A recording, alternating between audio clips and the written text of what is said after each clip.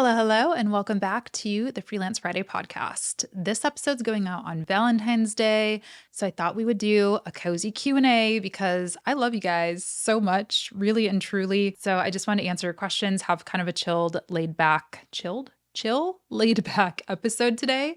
Some of the questions that came in were a little bit more just on the silly, funny, personal side. So just a heads up if you're here for like hard business. I'll get to the business and marketing questions first, but we might get into some of the mushy, silly, whatever. Yeah, let's start with the YouTube questions that came in. So Tina asked, if I'm interested in growing on YouTube, is it worth taking some sort of marketing course? So many successful YouTubers I watch eventually reveal a marketing background, and I'm starting to think by marketing course, I mean something offered in an academic setting, not a YouTube course. Yeah, so it is interesting. I think a lot of YouTubers, successful YouTubers or content creators do tend to have, some type of business or marketing background. I talk about that a lot in my podcast Content Creator Confessions with Ryan. Like him and I both worked in marketing agencies and corporate world, and yeah, I definitely think that's part of the reason that we are successful. But with that said, I also don't think it's necessary. I think it doesn't hurt, but it definitely is not necessary. Especially, I know this person, Tina, said that I mean academic, not a YouTube course. I actually am going to push back on that a little bit in that I loved college. I loved going to school. I think it's super valuable. I think if you have the opportunity to do so and it's not going to break the bank, like I got a scholarship, definitely do it. Learning more is never a bad thing. But I went to school for film. I didn't go to school for marketing. So everything I learned about marketing and business really came from retail experience that I had in high school and college. And then like learning on YouTube courses, I that's really how I learned about sales funnels and email marketing and all those different things. So don't knock anything is my thought. Like go into it with an open mind. I think figure out exactly what you are trying to learn. Like if you want to be a YouTuber, well, what specifically do you need help with? Is it more of the video production stuff? In which case I would say take a video production class at maybe a community college or a video production course, like a YouTube course. Or is it more of the marketing and sales? Is it, email marketing? Is it websites? Is it, figure out what specific skills you want to go for and then determine, do you actually need traditional academic education? Do you need a certificate? Do you need a degree? Or could you supplement just by taking like a course on Udemy or, YouTube or whatever that might be? But yeah, I definitely think it helps to have marketing education. And I'll go ahead and plug myself and just say that my course, Authority on Autopilot, it's a part of my Video Creator Collective membership. I'll link that down below. I made that course to really teach people the basics of like establishing yourself as an authority on the internet, as a YouTuber, creating a show, creating a sales funnel, creating a lead, pipeline, all of that good stuff. I think it will help you a lot. I think the Video Creator Collective will help you a lot, but I totally also get if you don't want to take a YouTube course or YouTube community. I'm a student doing an MBA full time. I'm 24. I previously have done my job as a social media manager for 2 years. Now I want to build my own personal brand, but the problem is I have time for content creation, but not the engagement.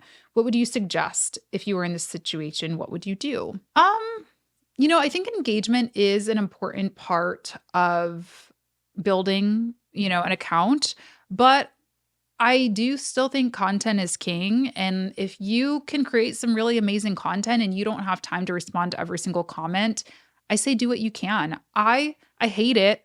I don't love it about myself, but I don't have time to respond to every single comment. Like I'm particularly bad about Instagram just because I don't like pulling out my phone. I find it really distracting getting on Instagram in general. So I really have like limited my own use of that platform. And what sucks about that is I'm not great about responding to messages and comments. And I know that that is not ideal, but at the same time, it's better that I'm like posting and ghosting a little bit than not posting at all, in my opinion.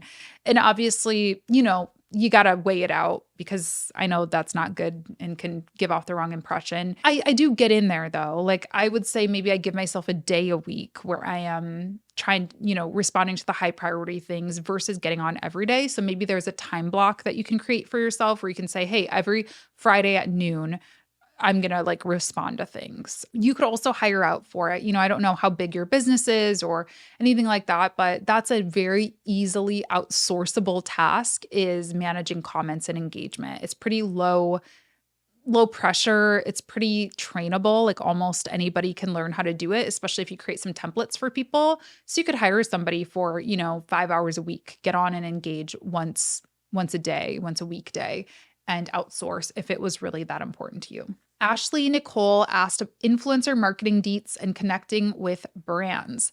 I'm going to do another subtle plug and shameless plug, actually. Well, actually, I've got two. Number one, hopefully I have the link by now, but I'm going to be hosting another training with my good friend Nina. She owns a company called Sidewalker Daily, and she is so knowledgeable about influencer marketing. She has worked both on the brand side, and her whole business now is helping content creators build their creator businesses. I did a cruise with her. I'm a mastermind buddy of hers. Like, I totally trust her and she's so knowledgeable.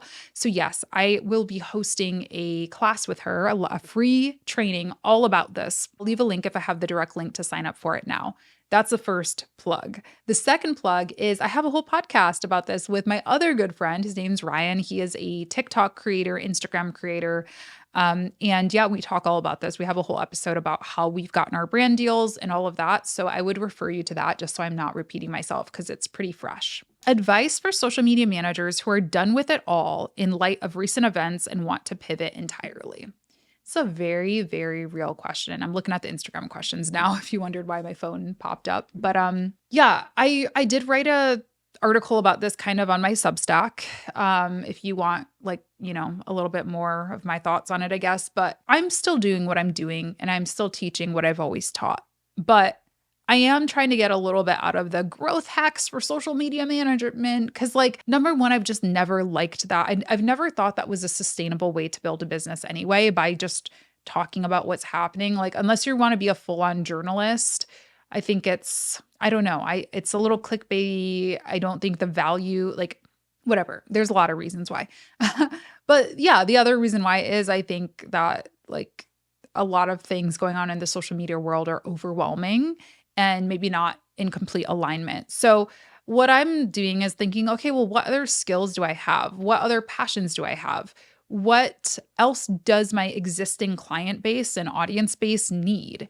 And I think for most of us who are running online businesses, there are lots of little subtle pivots that we can make. For example, I'm opening a podcast studio, which is a huge gamble. I don't know how it's going to go, but I do know that I am very knowledgeable about that. I have built a successful podcast. I've helped clients build successful podcasts, and it is in alignment with all the things that I've already been teaching. I've always said, you guys, I want everyone to start a podcast or a YouTube channel. And so the messaging is not completely coming out of nowhere. So there's got to be something for you too. Maybe it's email, that's something that I want to investigate as well, as doing more email marketing stuff because it is so hugely important to business. Or I'm going to be honest, I'm going to be fully frank with you. I've tossed around, should I go back to school? I've kind of have always I don't know. I'm should I be a therapist? Should I go to school and become a therapist? Which would be a huge career pivot. And I still am not completely writing it off. That is still something that is in the back of my mind. It just would be a bigger commitment because obviously money to go back to school and a lot of time investment and not as huge of a financial payoff necessarily. But I don't know. I guess I don't have advice on it, but I guess I could just say it's something that I've thought about too. And it's not impossible. I know who this person is. I won't say their name, but you're young still. I'm young still. And life is short, but life is long. And you have plenty of opportunities to reinvent yourself. Don't be afraid to try something new. I would say just dabble if you do that. If I were to go back to school and decide to become a therapist, I wouldn't just quit my business. I would be doing both, for a period of time and maybe just scaling down the business slowly until the other business life path takes over. That's kind of what I did when I pivoted my YouTube channel from beauty to business, is I slowly, brought the beauty content down and the business content up. It's very hard to just flip a switch and change things. Thoughts on digital nomading and where you'd go. So this year, I definitely, or like over the past year, I definitely realized how important being location independent is to me. I spent a lot of time in Florida over the winter. I know it's still winter, but I obviously have like a bigger project that I'm kind of focusing on right now. But it is still important to me to be able to go there and just wherever I want to. Because that's like the coolest thing about being a freelancer, in my opinion, is that I literally just need this. I mean, it's nice to have this, the camera and the microphone and all the things, but like truly I can make a video just using my computer if I really want to and my phone. So I love it. I don't think that realistically I would ever go to a different country and live, for a year. I so admire those people who want to do that, who are able to do that. I know I could do it. I just don't have the desire to. I think like, I'm in my 30s, getting close to my mid 30s, and family is really important to me, and chosen family, friends, relationships are really important to me. So I just don't see myself ever wanting to willingly be like thousands of miles away from my nephews, for example, or, whoever, my loved ones. So I don't think that is in the cards for me, but I definitely admire it. I like being able to kind of digital nomad around the United States and just be able to go see friends. The world is really an open book. Like I don't know, it doesn't feel small to me. I know this sounds weird. I live in Michigan. I live in the Midwest, and people are always like, "Why do you still live there? You seem like such a city girl." All this stuff, and I'm like, I love it because I get the best of both worlds. It's an hour flight to get to New York City. It's a 2.5, 3 hour flight to get to Tampa. I can be wherever I want to be, and I don't have to really ask anybody, and I love it. But if I were gonna live abroad, well, number one, I would love to spend like a good amount of time in Toronto, which is like so not that much of like a foreign country. It's like 4 hours north of me, but I really do love Toronto. I think if I were to live in any big city, it would be Toronto. So I've thought about that. I'm like, maybe this summer I should go just like rent an Airbnb for a month and just live like a Torontonian or something. I think that would be fun. If I wanted to go across the pond, I love Paris so, so much. Paris is like my favorite city I've ever been to. And I do speak a little bit of French. So maybe I could go there. Let's see. Just got a new job working with socials for a web design company. I'm 18, have done some social media management for about a year, but still feel a little out of my depth. Any tips or advice? You came to the right place. I've got tips and advice for days on my YouTube channel. I would say the biggest thing is just really focus on how to prove results of your work. And what that means is like make sure you're really clear with your client or your company about what success looks like. Like, this is a great question to ask when you're interviewing for a job or you're on a discovery call with a client. What does success in this role look like to you? Because if your client or your job, they say, oh, well, we want, 10,000 new followers by the end of the year, but you're over here focused on engagement metrics, there's always going to be a discrepancy, and they're always going to think you're not doing a good job, and you're always going to feel like you're failing.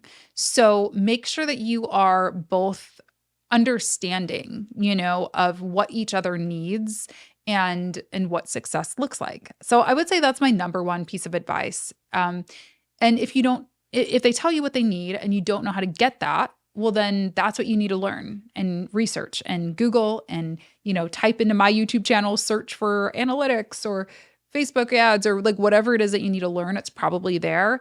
Look at that specific skill and kind of, work from there. That's my best advice, truly. And just be a forever student, like make sure that you're always willing to learn something new, try different things, use your own account as a test dummy. I could go on, but those are some of my advice.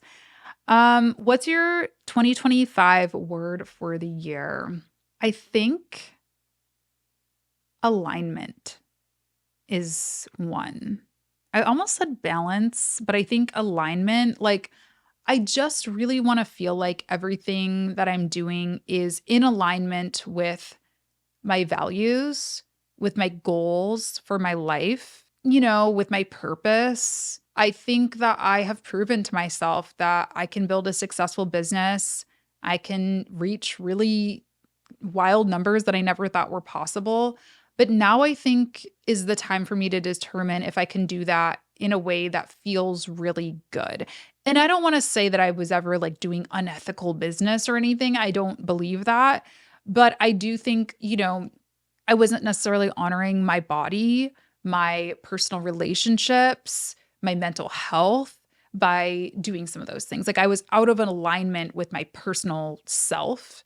I was like, I look at the numbers. My biggest financial year was also like one of my least healthy physical years. And I don't think that is a coincidence, a coinkydink. So I want to figure out, okay, like we're going to have to recalibrate a little. And maybe that means I'm making a little bit less, but I'm sleeping a lot more and I'm laughing and having fun and eating right and working out and all that stuff. So I guess alignment, balance, one of those two words. But I say alignment. Alignment is the word of the year. Similarly, what motivates you? When I get out on a call with a coaching client or I teach a class and I talk to people who are doing things that just feel really important, that's what motivates me. I've had coaching calls with, for example, like nonprofits that help people who are unhoused or cannot afford groceries. And me passing my knowledge along to an organization that is doing such important, impactful work that is so needed right now and always makes me feel like, okay, Latasha, you are a net positive on the world. Like you are not just building this selfish, self-serving business. You are actually impacting real humans who really need what you have to offer. So much of my audience are people that like myself aren't necessarily your token successful business person, whatever that might mean. So many young people, so many women and people of color. And that is really inspiring to me, knowing that our voices are being amplified, that I'm teaching tools that I didn't have as like a first generation wealth builder and so on and so forth. Like that's really what motivates me, I would say. Personally, kind of going back to the word of the year thing, it's being able to be aligned. It's the fact that, yeah, like last year, I goofed off a lot of the year. If I'm being completely honest with you, about the last 6 months of the year, I kind of was like spiraling a little bit with everything going on in my personal life and my health and everything. And I was just like having fun most of the time. And I still made a really good living for myself and I still had a really big impact. And I think that is what motivates me to like continue to build the business when I'm feeling it and when I'm creatively inspired and when I, can go all in on it, like go hard, if you will. And then I am able to have that more calm me time when I need it. So I think that's what motivates me personally. Music questions. Do you play the piano? Okay. So I put in my last vlog, I showed my living room that has now been turned into a music studio. I've been writing a lot of music just for fun. I like everybody that I keep telling this to, they're like, oh my gosh, I can't wait to hear it. I'm like, no, listen, you're not going to hear it. I have always said it's my goal to release an EP by the time I'm 35. I'm 33, so 2 years, just for fun. But I would do it anonymously. You would never know. It'd be called like Pink Pony or something. I don't know. Pink Pony Club? I don't know. A random name. It's just going to pop up on Spotify. Nobody would ever know it's me. I just love music. I come from a very artistic and musical family. And so the gene is definitely there. But do I play piano well? No. Do I know how to play piano? Yes. Growing up and in school, I went to piano camp. I also played drums. That's the instrument that I play the best, I would actually say, is drums. So yeah, I know like music theory. I know how to read music and stuff like that. But am I very good at it? No. But that is something that in this season of life where I am recently divorced and just kind of like figuring out who I am, what I really want, like that is something that I'm filling my time with, is studying music again. And it just feels really fun. And again, it's not anything that I would ever monetize or even probably share publicly under my name. But it is just, music is very healing. Similarly, what's your go-to karaoke song right now? I haven't sang karaoke since July 2024 on a cruise with my friend Nina and her company Sidewalker Daily. And I sang Man, I Feel Like a Woman by Shania Twain. So I'd say that's a good one. You know, another one though, in the private karaoke booths on Virgin Voyages, one that was really good. Which one was it? It was a Shakira song, an early Shakira song in Spanish. Ya sé que no vendrás todo lo que fue. Is it that one? ¿Dónde estás, corazón? ¿Dónde estás, corazón? I think. Was the one that I was like, "Oh, I think this is a good range for me." And I was really getting it. I used to love that album so much. I seriously like the only bit of Spanish that I know is because of Shakira. I was like obsessed with her early music. Yeah. And then lastly, a kind word, just sending you love and support. Amazing things are in your future. Thank you so much. I also just like want to say thank you to everybody who's been so nice to me lately. I posted a vlog and I feel like I always forget that people watch, you know? Like I've really been enjoying vlogging and just being really real about what I'm going through. And I think people were like concerned for me. I'm okay. I just want to say that. Like I was in a funk, you know, 2025 has already been a bit of a doozy of a year, but I really do have so many things to look forward to and so many good things that I'm going to take you along for. So I did not mean to freak anybody out by being in a bad mood. But yeah, I also just I want to be honest, you know? I think like those are my favorite creators. I've really been thinking a lot about what I want YouTube to look like and this podcast and everything. And my favorite creators are brutally honest. Like Mikkel Jancy is a vlogger that I watch all the time. Tara Michelle, like they've both made videos about divorces and breakups and you know, business highs and lows and hopes and fears and dreams. And I don't know that I'll ever be as vulnerable and open as either of those people that I mentioned, but I do want to take a cue from them in that like, I don't know, what's the point of living life and being a creator, being a storyteller if you're not gonna tell authentic, meaningful stories? Like, I've told you all how to start a YouTube channel, okay? And I will continue doing that, but what else, you know? Like, I do have life experiences that I think a lot of people could learn from, could grow from, could just experience with me, and it all matters. So, I do wanna be more authentic and more real about the bad things and the hard days that I'm going through just as much as the exciting, happy. But yeah, I just don't want to freak anybody out by thinking I'm like spiraling. I mean, I was spiraling a little bit in my last vlog, but I'm so much better now. I'm so much better now. So anyway, thank you so much for sending in the questions. If you want me to answer anything else in a future Q&A, be sure to drop them down in the comments on either Spotify or YouTube. And thank you so much for being here. I appreciate you. If you're listening on Valentine's Day and you don't have a Valentine, that is absolutely okay. Like be your own Valentine. Be nice to yourself, spoil yourself, treat yourself, and know that I appreciate you so much. And if you're in love, good for you. Be nice to your person. Thank you so much for tuning in, and I will talk to you in my next one.